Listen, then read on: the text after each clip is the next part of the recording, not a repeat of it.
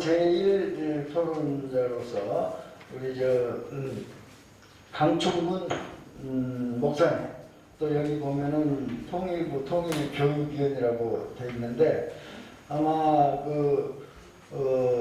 여러분들은 뭐 좀 헷갈릴 겁니다. 통일교육협회는 뭐고 통일교육위원은 뭐고, 제가 이 부분에 조금 설명을 드리겠습니다. 통일교육위원은 우리나라 통일부에서 전국에 16개 시도지사가 있어요. 서울, 부산, 광역시를 비롯해서 경기도 16개 시도에 각 지부가 있습니다. 아마 협의회가 따로따로 있는데요. 여기에는 이제 2년에 한 번씩 통일교육위원으로서 추천을 받아가지고 통일교육위원이 되면은 통일부에서 통일교육위원이라는 그 신분증을 주고 이런 자격을 가진 분들이 학교가 됐든 군대가 됐든 민방위대가 됐든 여러 단체가 됐든 이런 데 가서 공식적으로 통일교육을 하는 이런 자격을 갖추신 분입니다. 우리 통일민주협의회에도 지금 제가 알기로 한 10여 분이 통일교육위원으로서 활동하고 계신 걸로 알고 있습니다. 저도 사실은 15대 16대 인천 통일교육위원 인천협의회장을 제가 한 적이 있습니다. 지금은 안 하고 있습니다만은, 아무튼 우리 강충군 목사님은 목회활동과 또 특히 우리 세터민에 관해서 굉장한 관심을 가지고 중국이라든가 이런 데 폭넓게 이런 활동을 하고 계신 분입니다. 강충군 목사님의 제1 토론을 듣기로 하겠습니다.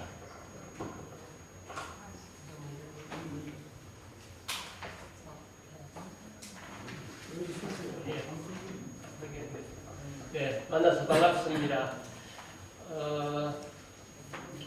제가 앉아서 거리도 멀고 그래서 PPT를 준비를 해왔는데 그림을 좀 보면서 보면은 덜 지루하고 그럴 것 같아서 며칠 동안 고민해가지고 준비를 했는데 PPT가 지금 작동이 되지 않아가지고 어쩔 수 없이 구두로 설명을 하겠습니다. 최근에 제 머릿속에는 지금 평양 시도가 머릿속에 빙빙 돌고 있습니다. 어쩌면은 서울에 있는 중심 관광지보다는 평양에 있는 지역을 거점으로 해서 어떤 건물들이 서 있는지 거기에 대해서 며칠 동안 자료를 정리하고 준비하고 고민하면서 평양에 대한 역사와 문화와 관광지들을 열심히 지금 이렇게 공부를 하고 있는 중에 있습니다.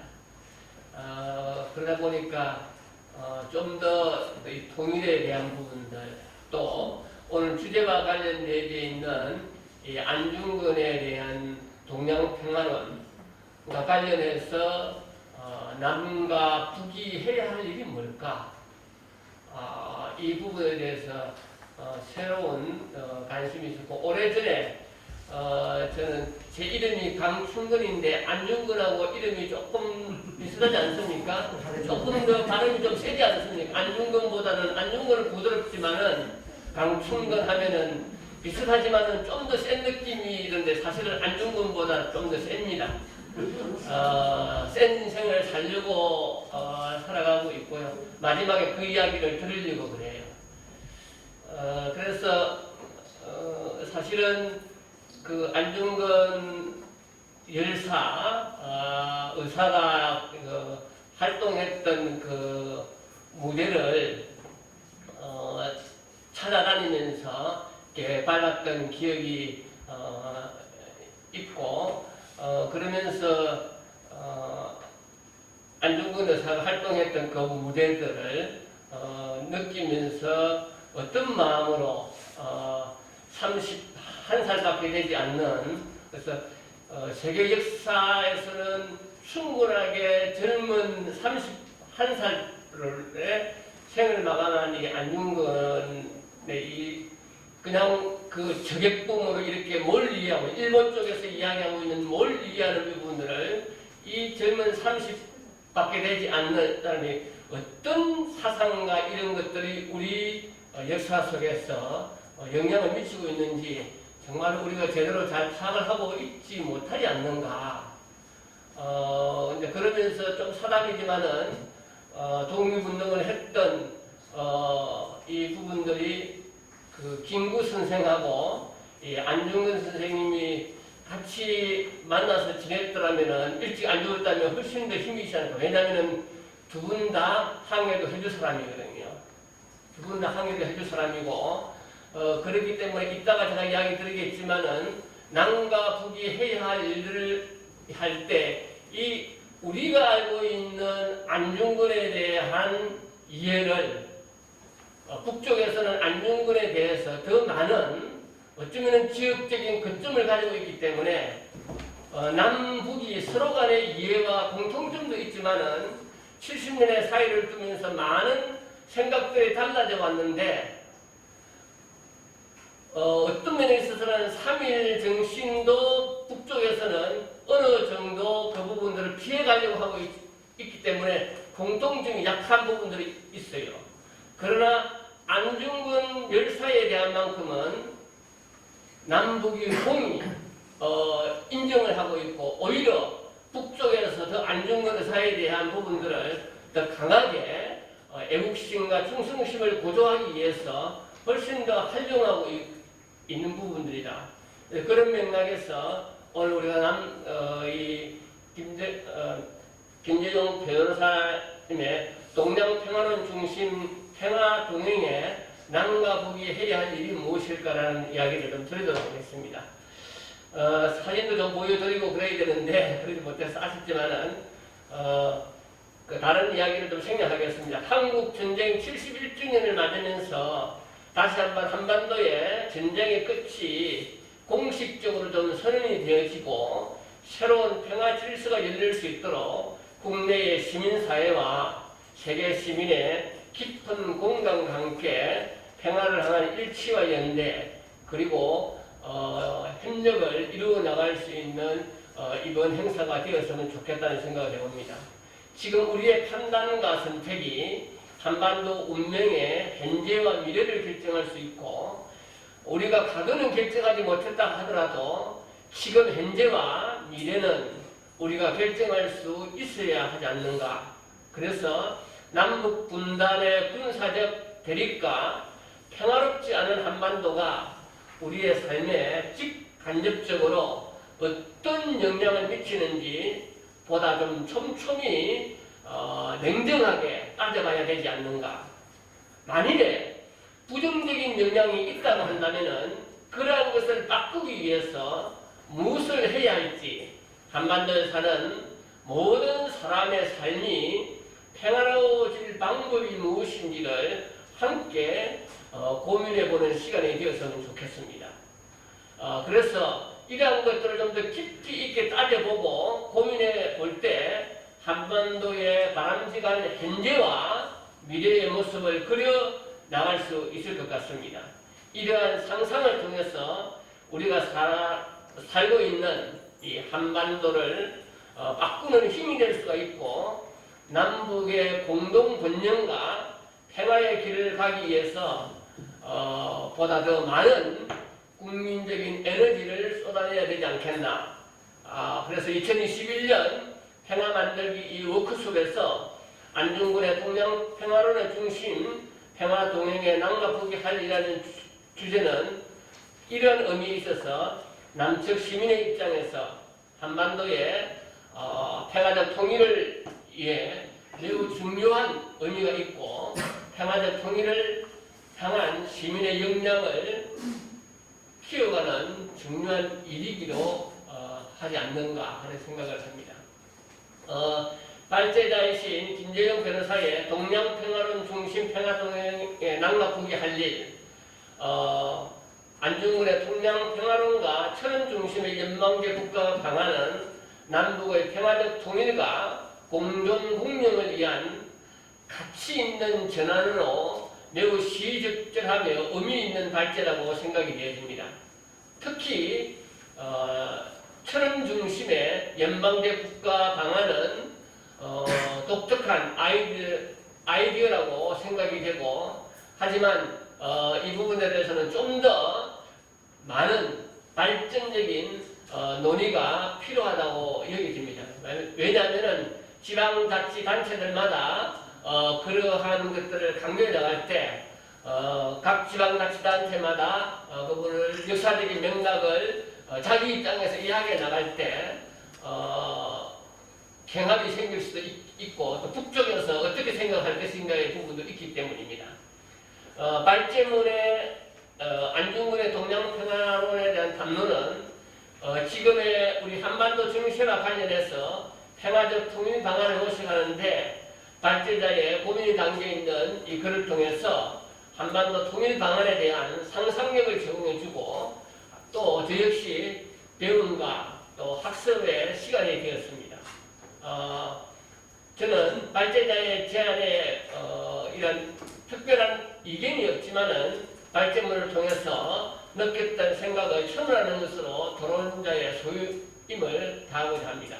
먼저 안중근의 동양평화론을 보면은 안중근의 동양평화론은 앞에서 발제자가 말씀했듯이 19세기 말과 20세기 초 한반도와 동북아의 평화를 위해서 한중일 삼국의 수평적인 연대와 초국가적인 통합을 주창한 우리의 역사적인 담론입니다. 비록 그것이 미완성의 젖으로 남겨졌지만은 안중근 열사의 주장은 이후에 유럽 통합과 독일 통일의 과정에서 대부분 현실화됨으로써 나름 방법론적인 완결성도 갖추고 있습니다.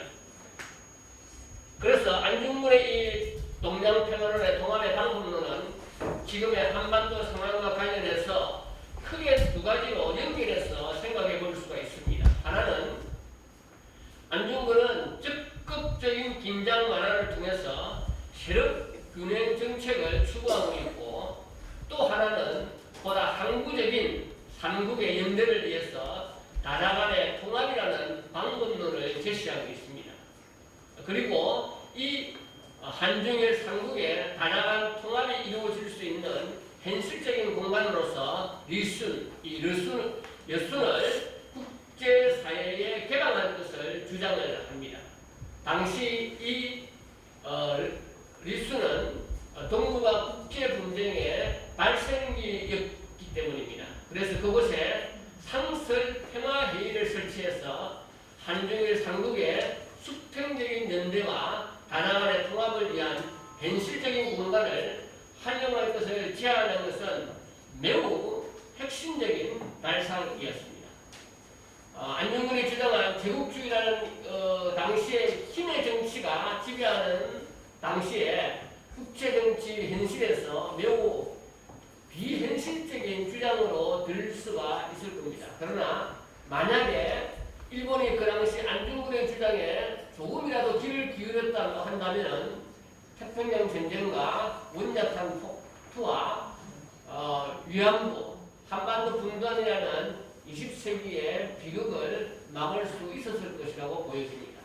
그런 의미에서 21세기 운명 전환의 시대를 살아가고 있는 지금의 상황에서 국가와 지역의 분쟁 해결을 위한 끊임없이 발상의 전환을 해야 하는 지금의 관점에서 보면은 오히려 안중근 열사의 주장은 보다 더 현실적인 대안 제시의 선택을 갖고 있었다고 말할 수가 있습니다.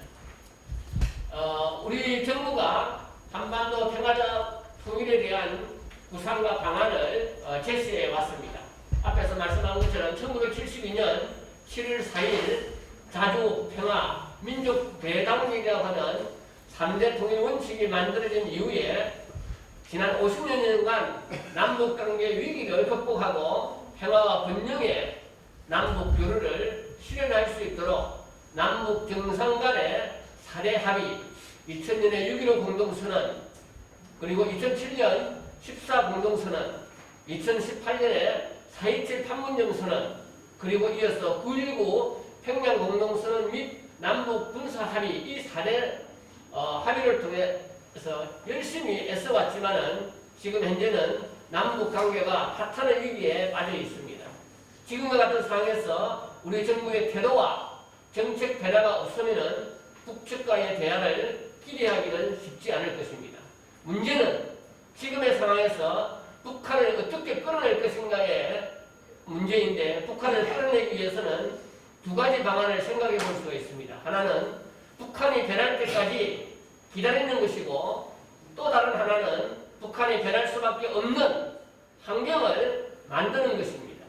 대북 정책의 지속 가능성을 고려해 볼 때 막연히 기다리기보다는 북한이 변할 수밖에 없는 환경을 만들어내는 것이 무엇보다 중요하다고 봅니다. 그렇다면 북한의 변화를 끌어내기 위해서 무엇을 해야 하고 또 어떻게 해야 할 것인지, 그것은 우리 모두에게 달려있는 숙제입니다. 즉시 이념적 입장에 따라서 다양한 주장이 제기될 수 있지만 문제의 방법을 찾기 위해서 이러한 모든 주장과 입장을 포용할 수 있는 보다 큰 그림이 필요한 시점입니다.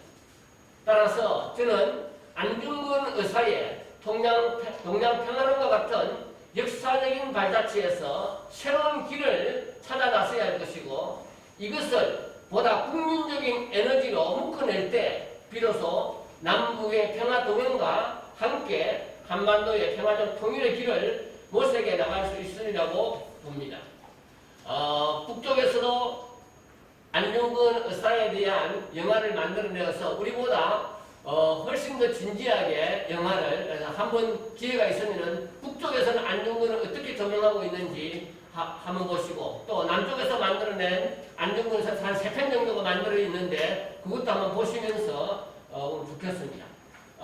그리고 나머지 그림을 보여주면 생략하겠습니다. 제가 네. 그래서 저는 112년의 시간이 지난 지금에도 안중근의 동양평화론은 한반도 통일을 촉구하는 사상으로 매우 유효하다고 생각이 됩니다. 안중근 의사는 오늘날 남북한 모두가 함께 존경하고 있는 인물이기 때문에 안중근 의사를 민족 통일의 구심점으로 삼고 한반도 통일의 묘안으로 충분히 고려해 볼 수 있지 않나. 그래서 실제 남북 통일 논의에 있어서 동양평화론의 구상과 유사한 맥락의 논의가 앞에서 김예우 변호사가 말씀하셨던 북한의 연방계 통일론과 남한의 연방계 통일론입니다.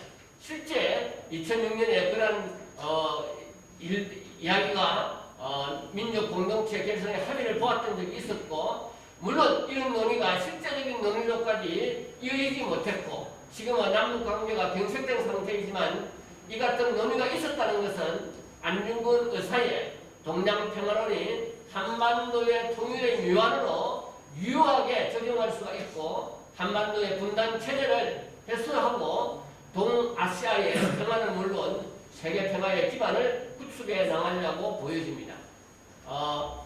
10년 전에 정확하게 개성에서 남북이 함께 모여서 안중근 의사에 대한 이러한 학술적인 논의와 그리고 연설문을 만들어서 했는데, 여러 논의도 있는데 제가 그것도 남북이 합의해서 연설문을 만들어줬더니 10년 전에 안중근 100주년을 맞으면서 했던 적이 있었습니다. 생략을 하겠습니다. 그래서 안중근의 동양평화론은 남북 통일의 사상적인 징표이고 한반도 통일을 위한 실제적인 방안 모색이 요구가 되지 않나. 그리고 안중근의 동양평화론을 활용하기 위해서 그저 이상적인 담론에만 머무는 것이 아니라 실제적인 논의를 거쳐서 이 같은 방안이 유효한가를 분명히 따져보는 과정 또한 매우 필요하다고 생각이 되어집니다. 그래서 안중근 의사의 동양평화론의 전제 조건으로 일본의 반성이 필요하다고 보여집니다. 삼국 공동체를 결성해서 일본이 계속 군국주의적인, 제국주의적인 이러한 정책을 수정하지 않는다면 동양평화는 결코 실현될 수 없는 허상에 불과할 것이고, 그런 의미에서 한반도 통일에 역시 우리 혼자서 주장해서 해결될 일은 아닐 것입니다.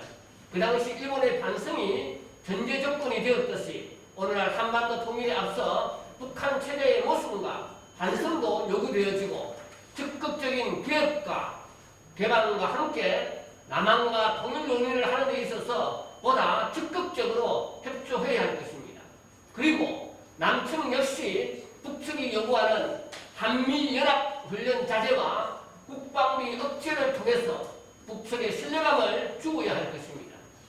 반드시 한반도의 평화를 원하는 세력과 반대하는 세력 사이에서 진영 논리를 뛰어넘는 전환적인 사고가 필요합니다. 평화 동맹에 있어서 남북한 공존과 더불어 잘 사는 것은 선택 과목이 아니라 필수 과목입니다. 남한과 북한처럼 70년 동안 싸우며 갈등을 켜켜이 싸워온 경우에는 정치, 경제, 군사, 문화 등 우리의 삶과 관련된 모든 분야에서 특별한 노력이 요구됩니다. 그런 맥락에서 110년 전 안중근 의사의 동양평화론 담론은 이루지 못한 한을 후손들을 통해서 이루어질 수 있도록 평화 통일을 향한 염원과 열망의 에너지를 모아서 한반도의 평화와 통일의 길을 내려가야 될 것이라고 생각이 되어지고 마지막으로 우리 김여우 변호사님한테 발제하지 못했던 중립평화론에 대해서 중립평화론에 대해서 혹시 이야기할 시간이 있으면 발제를 다 마무리 못했는데 그 부분에서 말씀해 주시면 감사하겠습니다.